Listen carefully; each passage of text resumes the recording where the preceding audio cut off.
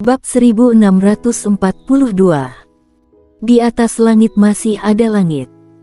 Membiarkan si pengembara menyerangnya dengan 3 serangan. Raut wajah warrior yang tiba-tiba menjadi sedikit aneh. Membiarkan si pengembara menyerangnya 3 serangan. Ini bukan kesombongan biasa. Tidak, ini cari mati.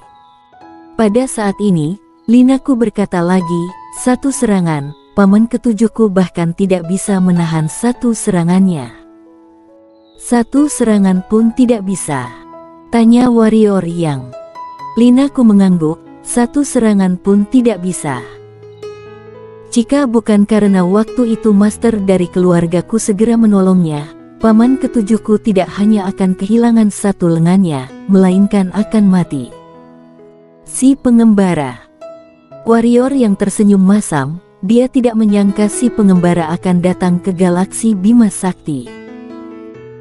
Tetapi benar juga, si pengembara suka mencari master kemana-mana untuk berduel. Mungkin di galaksi Tianxuan tidak ada yang bisa menjadi lawannya.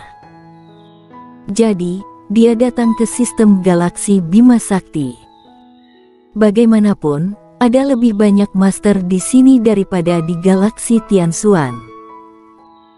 Pada saat ini, Linaku berkata lagi, sejak saat itu, paman ketujuhku telah memahami kebenaran, di atas langit masih ada langit. Ini juga kebenaran yang sering diajarkan paman ketujuh kepada kami.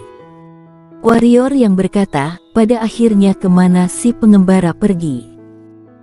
Linaku berkata, aku dengar dari paman ketujuh, dia tampaknya telah pergi mencari orang nomor 1 dalam daftar galaksi Bima Sakti.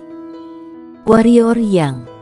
Sebenarnya, warrior yang sangat mengagumi si pengembara. Bagaimanapun, orang ini sangat hebat, tempat yang ada masternya, pasti ada legenda mengenai dirinya.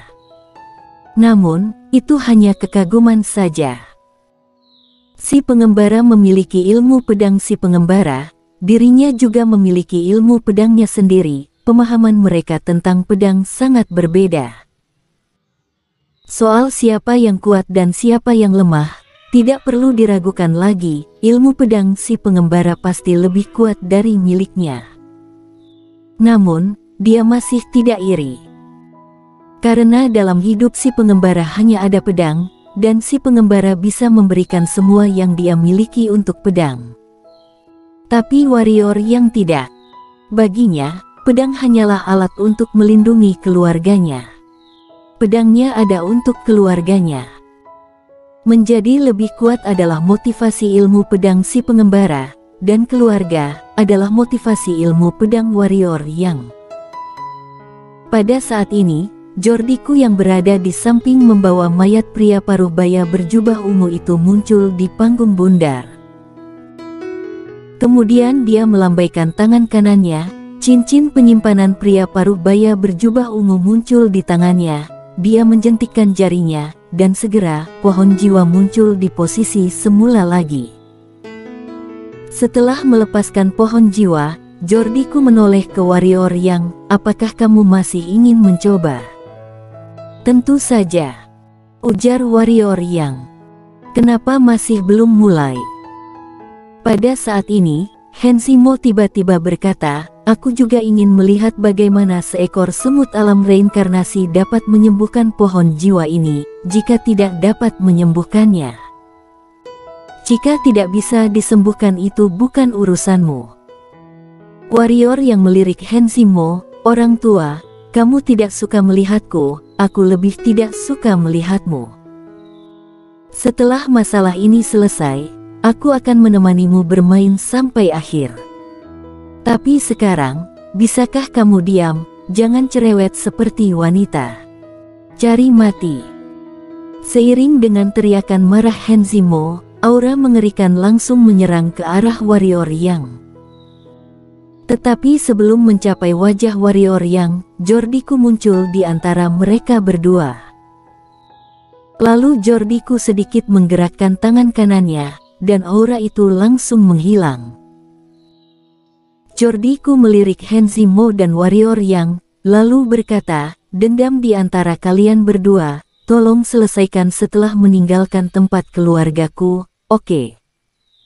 Hanzi Mo mendengus dingin, lalu berkata, Jordiku, aku pamit dulu. Setelah selesai bicara, tubuhnya langsung bergerak dan segera menghilang. Setelah Hanzi Mo pergi, Jordiku melirik warrior yang, dia menggelengkan kepalanya, dan berkata, silakan kamu coba. Warrior yang mengangguk, lalu bergerak dan muncul di panggung bundar. Pada saat ini, pusaran pusat energi di tubuhnya mulai berputar lagi.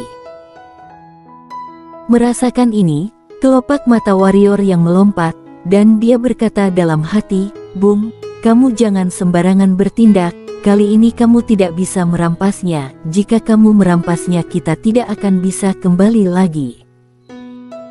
Meskipun dia memiliki sedikit kepercayaan diri pada dirinya, namun masih tidak cukup percaya diri hingga dapat bersaing dengan keluargaku.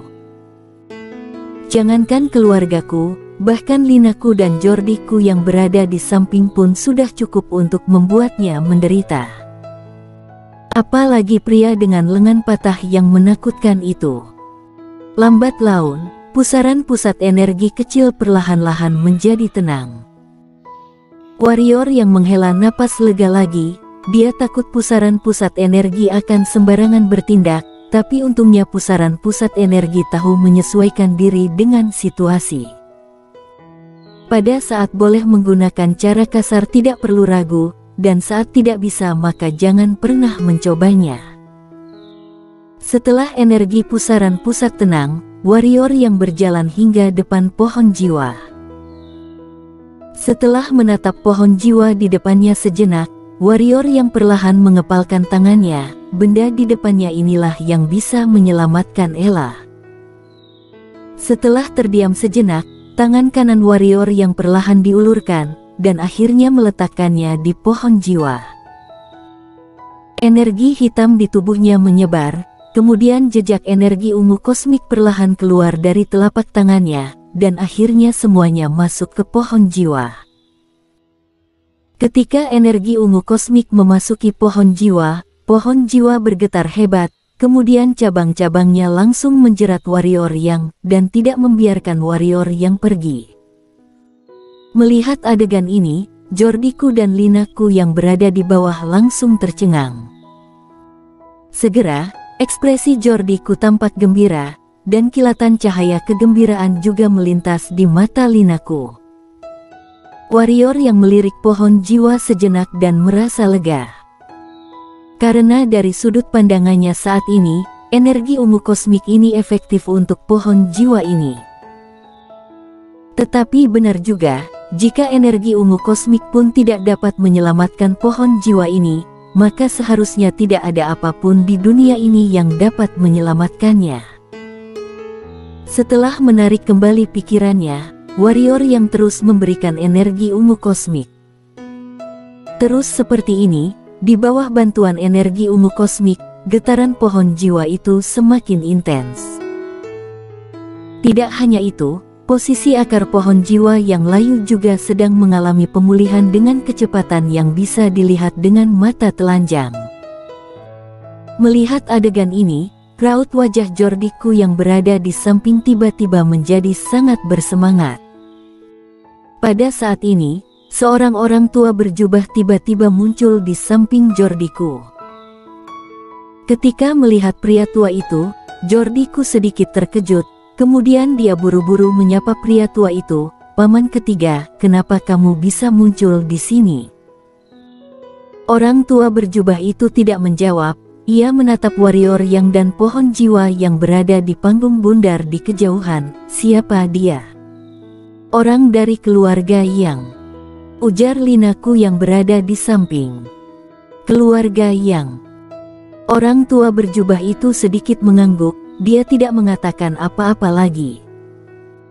Dia hanya menatap pohon jiwa di depan warrior yang sejenak. Lambat laun, dengan bantuan energi ungu kosmik, posisi akar pohon jiwa yang layu kembali normal. Melihat itu kembali normal, warrior yang segera melepaskan tangannya, lalu menoleh untuk melihat ke Jordiku, dan hendak berbicara. Pada saat ini, orang tua berjubah itu tiba-tiba muncul di depannya. Orang tua berjubah itu menatapnya dari atas ke bawah sejenak, lalu melihat ke pohon jiwa yang berada di belakangnya. Setelah melihatnya untuk waktu yang lama, kilatan cahaya kegembiraan melintas di wajah orang tua berjubah itu. Sudah pulih, benar-benar sudah pulih. Warrior yang menoleh dan melihat ke Linaku, lalu tersenyum dan berkata, "Aku tidak membohongimu, bukan?" Linaku melirik warrior yang sejenak, dia tidak berbicara. Pada saat ini, orang tua berjubah itu tiba-tiba menatap warrior yang dan berkata, "Terima kasih." Warrior yang tersenyum dan berkata, "Hal kecil." Orang tua berjubah itu meragu sejenak, lalu bertanya, "Bisakah kamu katakan kepadaku energi hitam apa yang kamu gunakan itu?" Warrior yang berpikir sejenak, lalu berkata, "Energi hitam khusus." Orang tua berjubah itu juga tahu diri, dan dia tidak bertanya lagi. Dia melirik ke Jordiku. Jordiku sedikit mengangguk dan berkata, "Anak ini ingin bibit pohon jiwa, aku sudah setuju padanya. Selama dia bisa menyembuhkan pohon jiwa, aku akan memberikannya satu bibit pohon jiwa." Bibit pohon jiwa. Orang tua berjubah itu sedikit mengangguk, lalu berkata, "Berikan satu untuk anak ini." Jordiku mengangguk, kemudian melangkah mundur. Setelah beberapa saat, Jordiku muncul di depan warrior yang, dan di tangannya, ada sebuah cabang kayu hitam pekat dengan ukuran selebar jari-jari, itu memancarkan kekuatan jiwa yang kuat. Melihat bibit pohon jiwa ini, Linaku yang berada di samping melirik warrior yang dengan sedikit iri. Meskipun keluargaku memiliki sebuah pohon jiwa, namun bibit pohon jiwa tidak banyak, karena hanya cabang pohon jiwa yang jatuh secara alami yang dapat digunakan oleh keluargaku untuk memelihara jiwa, dan jika cabang pohon jiwa tidak jatuh secara alami, mereka tidak akan berani untuk memetiknya. Karena takut melukai akar pohon jiwa, inilah mengapa cabang pohon jiwa sangat berharga bagi keluargaku. Warrior yang, tentu saja tidak akan sungkan, dan langsung menyimpan bibit pohon jiwa ke pagoda Hongmeng, kemudian berkata, Senior, aku masih ada urusan, jadi aku pamit dulu." Setelah selesai bicara, dia hendak pergi. Sekarang baginya, dia ingin segera menyelamatkan Ella. Dan tepat ketika warrior yang hendak pergi, orang tua berjubah itu dan Jordiku yang berdiri di samping tampak tertegun, karena pohon jiwa memblokir jalan warrior yang. Jordiku dan orang tua berjubah itu saling bertatapan. Dalam sekejap, tangan kanan Jordiku diulurkan ke depan, kemudian mengembalikan pohon jiwa ke posisi semula, tetapi saat berikutnya, pohon jiwa muncul di depan warrior yang lagi.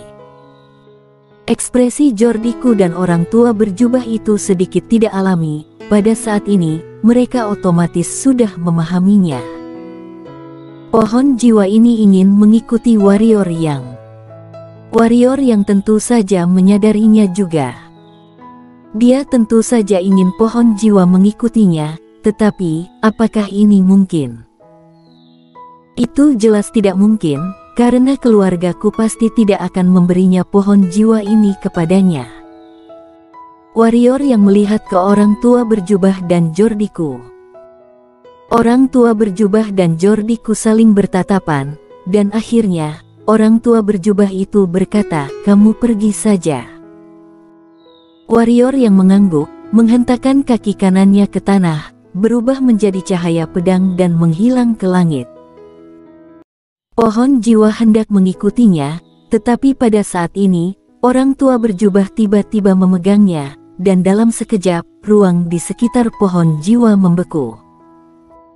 Pada saat ini, pohon jiwa tiba-tiba bergetar hebat, kemudian, kekuatan jiwa yang menakutkan keluar dari tubuhnya.